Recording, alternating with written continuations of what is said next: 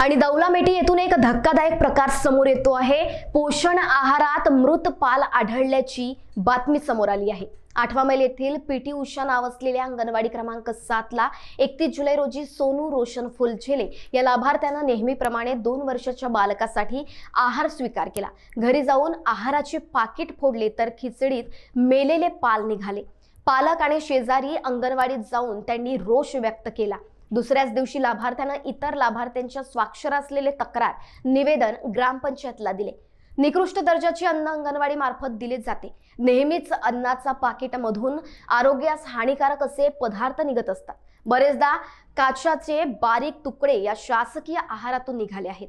गरोदर महिला आणि 3 वर्षाखालील बालकांना पौष्टिक आहार देण्यात येतो असा दावा शासन करीत असतो। मिळालेल्या माहितीप्रमाणे प्रत्येक अंगणवाडीला लाभार्थीसाठी 2 महिन्याचे आहार प्रमाणे वाटप केले जाते।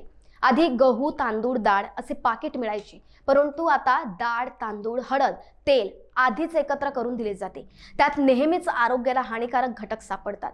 दौलामेटीतील घटनेनं प्रशासकीय दावा फोल ठरलाच आहे। शिवाय अन्नात मेलेली पाल सापडल्यानं विषबाधा होणं हे निश्चित आहे। ही घटना ज्या अंगणवाडीत घडली त्या अंगणवाडीच्या सेविका वरिष्ठ अधिकाऱ्यांना लेखी तक्रार करणार असं त्यांनी सांगितलं। महान्यूज 7 करिता ब्युरो रिपोर्ट, वाडी, नागपूर।